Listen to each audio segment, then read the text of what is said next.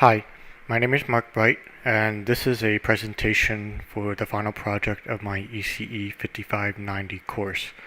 The project seed that I selected was Old Chips Create Insecure Bits, and the title of the presentation is BandGuard Determination for Countering Negative Bias Temperature Instability on PUF Ring Oscillators. So I expect this presentation to take about 30 minutes, and here is an outline of the presentation.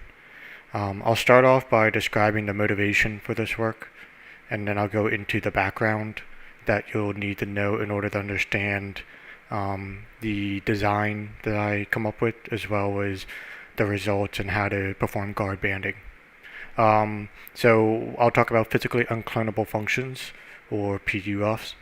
Then I'll talk about ring oscillators and the nature of ring oscillators and what they generally look like. And then I'll talk about transistors, particularly MOSFETs and CMOS. We'll be using MOSFETs and ultimately CMOS in the ring oscillator design. And then once I've shown you the design, I'll talk about the dynamics of the design. In particular, I'll talk about how it responds to a step input, and then I'll talk about how it responds to an impulse input. I'll talk about how the ring oscillators can be used in a physically unclonable function, how you group them, and how the PUF looks at a higher level. And then I'll talk about the ring oscillator dynamic with respect to the voltage-frequency relationship, as well as the frequency and stage capacitance relationship. And then based off of these relationships and the ring oscillator dynamics, I'll talk about guard banding and how we can preserve the validity and functionality of the PUF even as it ages and over time.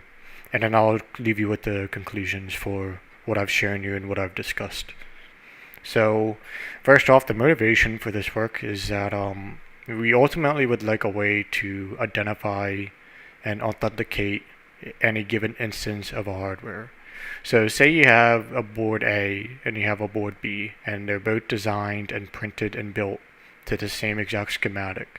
You need a surefire way of discerning which board is which, with respect to which one is board A and which one is board B, even though they look identical, and in some cases, abstracting from the PUF, they behave exactly the same. There's ways to identify boards.